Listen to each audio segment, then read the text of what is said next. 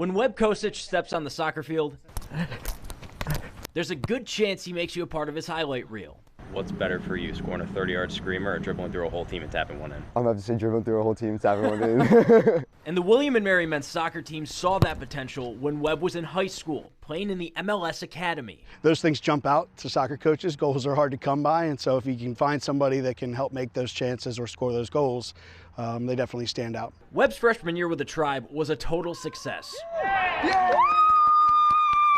But over his first winter break, running became difficult, and his body started to bruise. One day I was just the signs got so bad that I had to go to the hospital, and I got a blood test, and I had no platelets, no white blood cells or red blood cells. Webb was diagnosed with Aplastic Anemia, a rare blood disorder where your bone marrow can't make enough blood cells for the body to function. You know, my doctors had told me, you're in urgent need of a transplant, and I don't think it ever really hit me, that I could die from this. After weeks in Johns Hopkins looking for a bone marrow donor, they found a breakthrough that was close to home.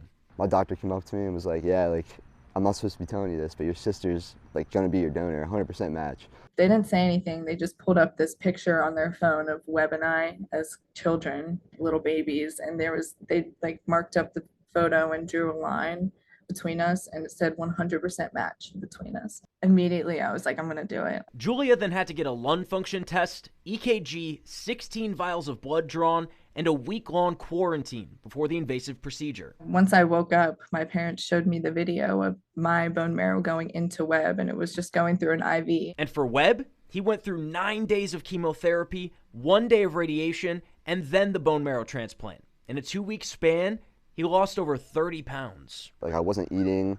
I wasn't even drinking water.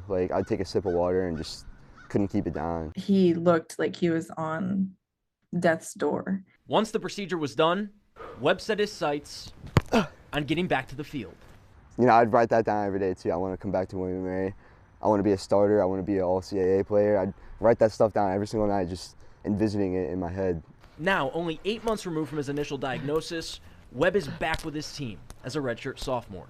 After his sickness and him battling through it and wanting to be back on the soccer field so bad that he already is, it just backs up my argument that he is the strongest person I know.